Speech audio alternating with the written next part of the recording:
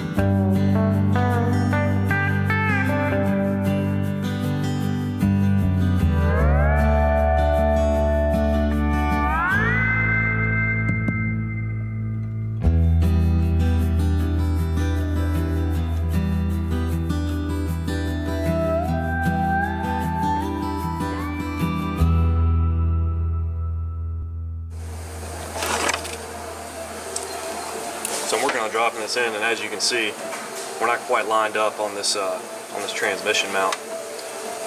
So what I'm going to need to do is actually adjust this thing. Easiest way I know of is just to use a ratchet strap. You need to hook to something with some girth to it. I'm using this cross brace here. It's nice and sturdy. I'm just going to pull this transmission back this way a little bit.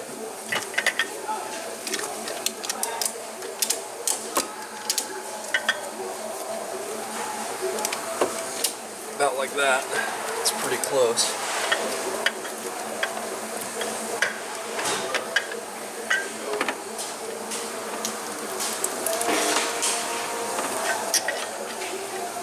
There we go. So she's pretty close to line up on the studs, so now I'm going to bring the chassis down a little bit.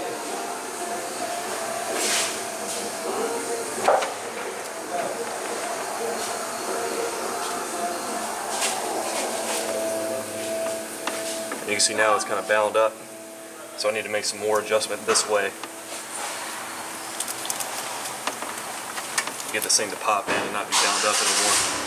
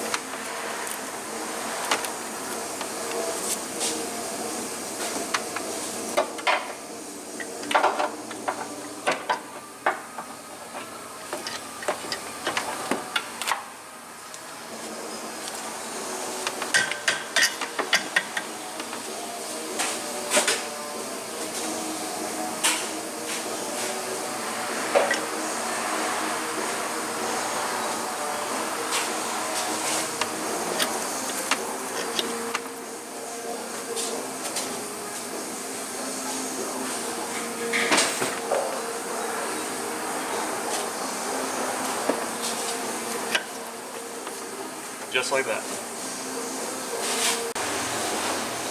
We may need to do something similar on this engine mount over here. We'd have some more room if I pull this coolant bottle out, but I think I can snake this thing in here with it in.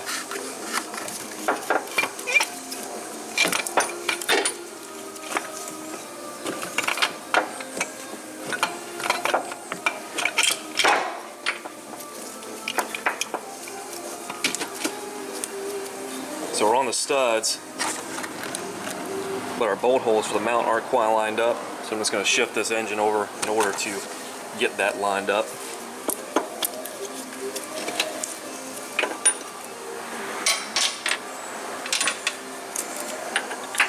Ideally, you want to put these fasteners back right where they were so this powertrain stays in alignment. You'll see the wear marks, little witness marks on the mount. So ideally, when I tighten that bolt up, I want it to sit right where it was before. Same thing on the transmission side over there.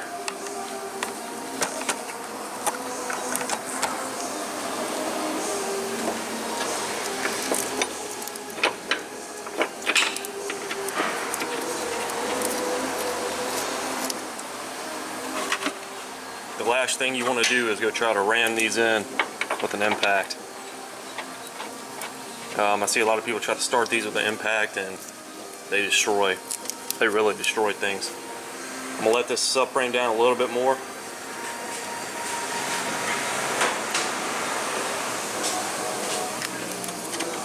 Our studs are coming up straight, that's good.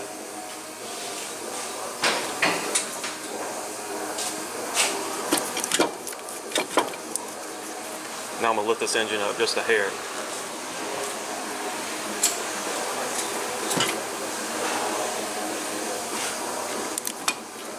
You can see our studs are fully through now.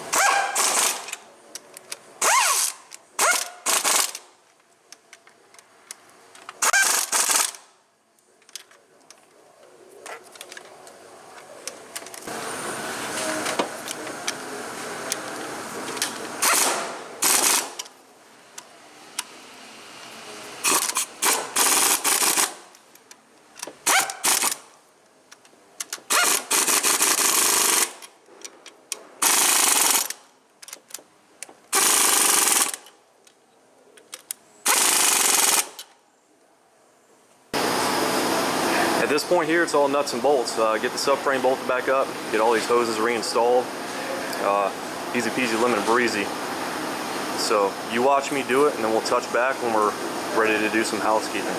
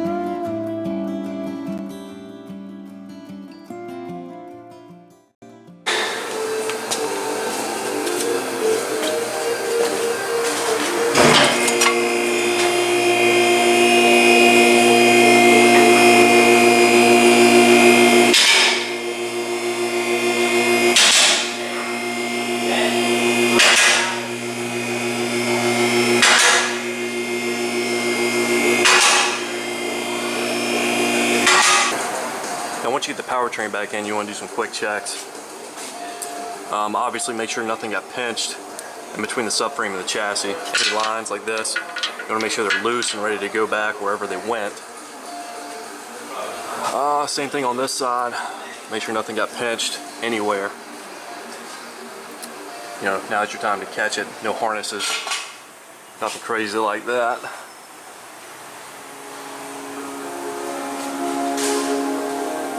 Drive shaft's good, ready to go back up. Take a look back here. Back by the alternator, nothing got pinched. Everything's looking good. This intermediate shaft, you want to make sure you get that started as you drop the subframe on.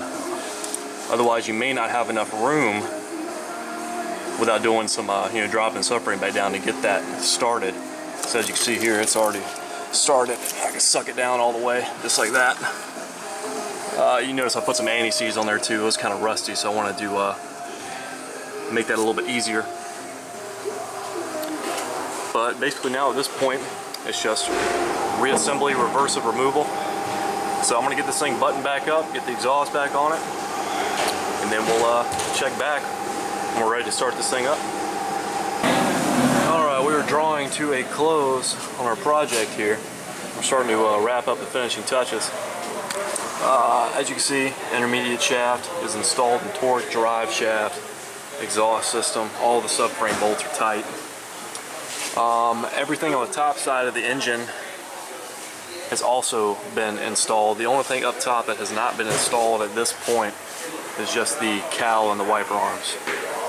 So now we're into the housekeeping phase. I want to get this block drained out from all that coolant. All that coolant we flooded in here. Let me see. Let me hold you crooked 1 second. There we go. Let me pop this loose. You can see that's all water coming out. Pretty much straight water. So we're going to drain this out, get all of this water out of here, get all of the existing oil out of here. Obviously we're going to replace the oil filter. We're going to prime that when we put it back on.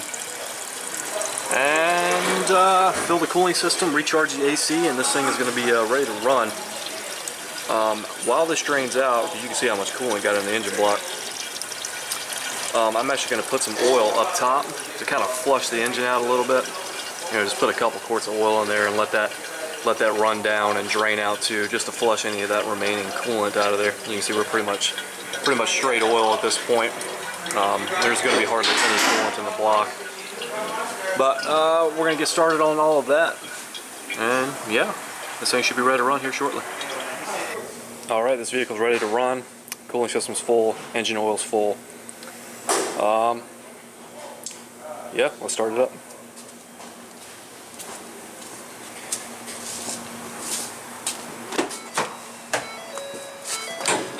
Oh, let's see if I can squeeze in here. Can't quite open this door all the way. Okay. Keys on. This thing back apart. Turn that godforsaken noise off. I'm going to give it a clear flood a little bit first, just to try and get some oil around. So pedal to the floor.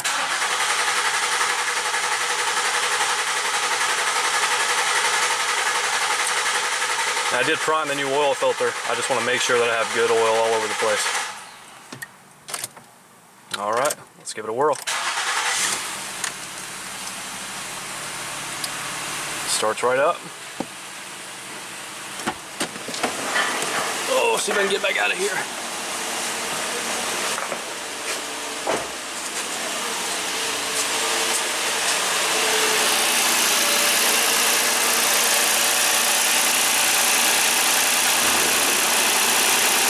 Running good, running smooth, no abnormal noises. Turn this light on. Maybe some lighting will help. You can hardly hear it run, it's so quiet. So next steps for me, I'm going to let this thing continue to run. I need to get the cowl cover back on, get the wiper arms on and all that good stuff.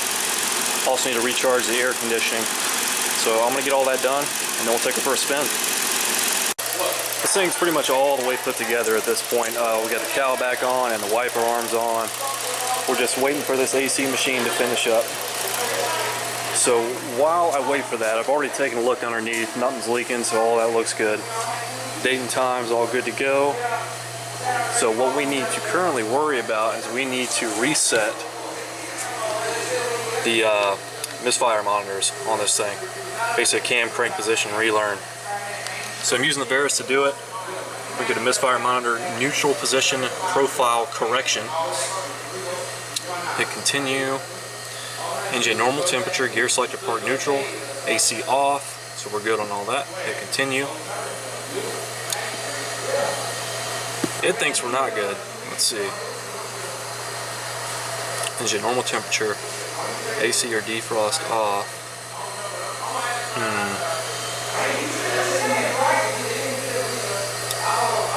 See, now let's just do it. It's pretty weird. Alright, so basically what this is going to ask us to do, it's going to ask us to hold the engine speed up, and there's a counter that's going to count down. See right here. So as we hold this engine speed up at the appropriate RPM, this counter is going to slowly count down. I'll try to take you with me, see if we can do this together. This thing's still on the lift, so I can't open the door all the way. Let me see here. Let me get my reacher. So I'm just going to go down here to the throttle. You're not going to be able to see it. I can barely see it. Alright, get you zoomed in on that.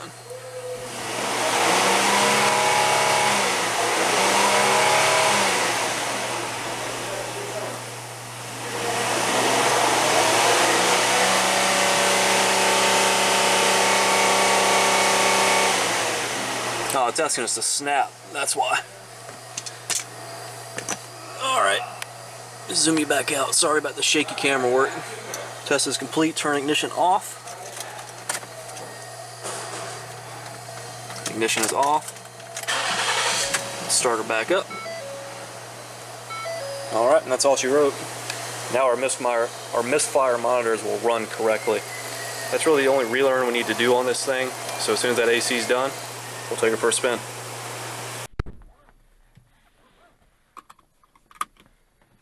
Let's take this old girl for a drive. You get to watch me like this.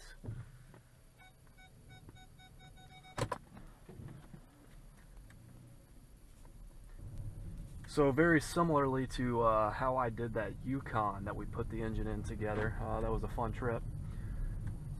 I'm going to take this thing over to my Recon lot, which has pressure washers very conveniently.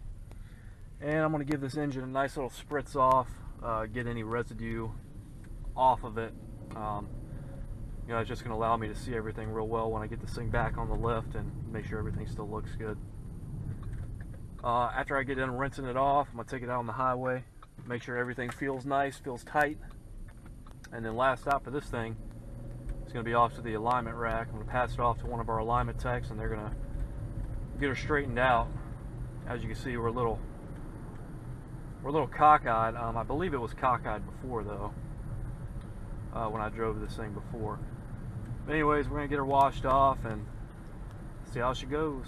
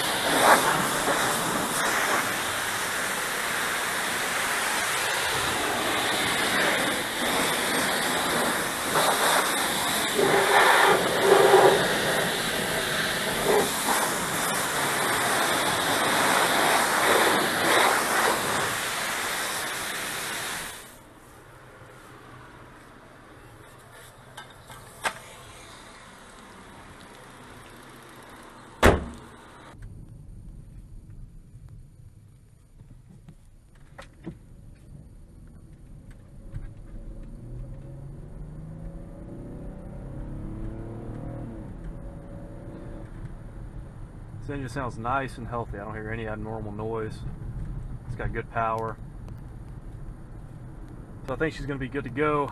Just got to get her out on the highway and make sure that, get her back in, check her for codes. And that's pretty much it. I feel good about everything, so. About to get on the highway, let's see how this thing pulls.